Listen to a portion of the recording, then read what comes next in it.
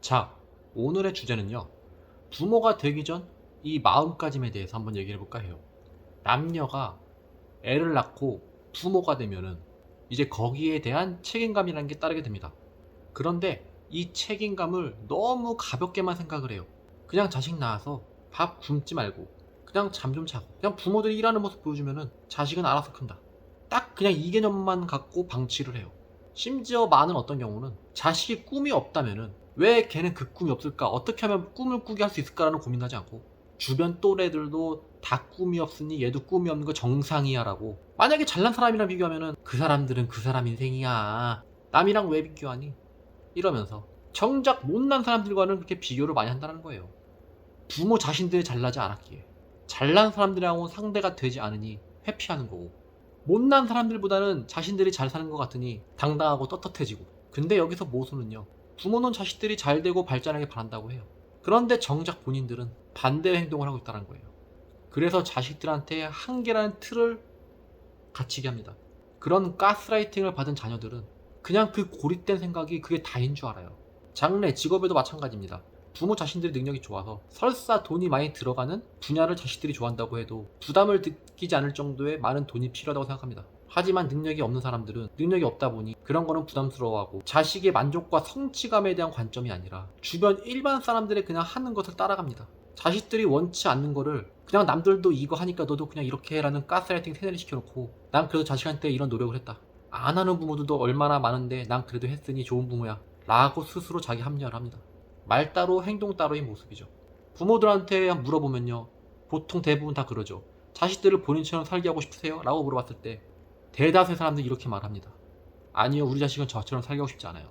말들은 그렇게 하면서 행동은 발전적인 생각과 성향을 가르치는 게 아닌 그냥 남들의 평균에 맞춰서 남들이 이런 직업하니 너도 이런 직업하고, 이 사람이, 이 내 자식이 어떤 성향과 어떠한 장점을 가지고 있고 이런 분석하는 생각도 하지 않아요. 그냥 그 직업을 하다 보면 뭔가 비전이 쌓이고 뭐가 생기니 나중에 잘 될 거야, 이 생각 끝까지 밀어붙입니다. 물론 그 와중에 이제 정신력이 굉장히 높은 아이들은, 인내심과 정신력이 굉장히 높은 아이들은 그렇게 만족까지는 아니지만 그래도 어떻게 부여부여 하면서 어느 정도의 성과를 이끌어내는 자식들도 있어요. 하지만 제가 말하는 관점은 자식이 태어나는 거는 본인 자식의 선택이 아니라 결국 그 부모들의 수동적인 행위에 의해서 강제적으로 이 세상에 나온 거죠. 그러면은 이 책임감이라는 게 엄청나게 막중해야 된다는 생각을 해야 되는 거예요. 강제적으로 꺼냈기 때문에 누구나 다 거스를 수 없는 원초적인 본능으로 가보자면은 사실 자식 출산은 고통을 가져드는 길입니다. 왜냐면은 태어남이 있으면은 곧 죽음이 있는 거고, 이 죽음이란 거는 엄청 고통이 따르는 거죠. 그래서 사실상 출산이란 거는 본질적으로 고통을 주는 행위입니다. 그렇지만 이번 영상에서는 이 관점은 일단 좀 뺄게요. 그러면은 자식이 인생에 대해서 만족하게, 진정으로 만족하게 살 수 있을까라는 관점이 부모의 책임이라는 거예요. 근데 자식의 만족이라는 관점에서는 보지 않아요. 본인 부모들의 만족이라는 관점에서만 결국 애를 출산을 하죠.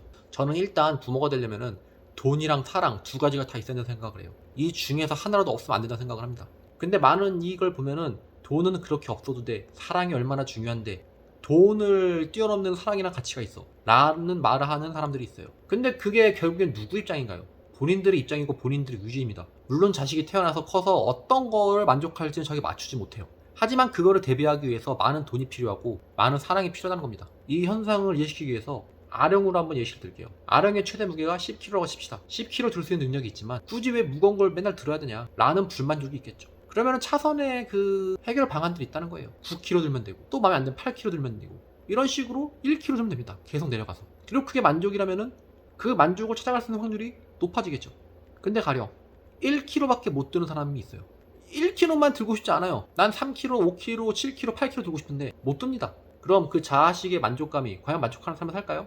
뭐 자식을 위해서 물건을 많이 사주는 부모, 저는 뭐 이런 것만 말하는 게 아니에요. 그 많은 돈을 활용해서 자식을 발전시키고 업그레이드 시킬 수 있는, 자식한테 내가 어떠한 방법을 구체적으로 지원할 수 있을까라는 이런 고민들과 생각은, 이런 관점들은 내가 진짜 한 번도 거의 들어본 적이 없는 것 같아요. 그냥 나이 먹기 전에 결혼해서 애 낳아야지, 그래서 내 자식은 보고 죽어야지, 나중에 내가 늙으면 날 부양할 내 자식이 필요해, 나는 내 아이를 낳고 싶어. 잘 생각해보세요. 자식에 대한 관점을 바라보는 게 아니라 다 본인들을 위한 관점으로 이게 말하는 거잖아요. 그래놓고서 말은 굉장히 쉽게 할 수 있죠. 아이고 우리 자식 사랑해, 나는 우리 자식밖에 없어, 우리 자식이 최고야. 아니, 말은 누가 못합니까? 다 할 수 있어요. 저도 할 수 있어요. 근데 이런 건 너무 의미가 없기 때문에 신경도 안 쓰는 거죠. 여러분들, 저는 부모라는 이 위치가 정말 굉장히 막중한 위치라고 생각을 해요. 그냥 가볍게 생각해가지고 가볍게 자식을 낳을 그런 생각이 전 아니라고 봐요.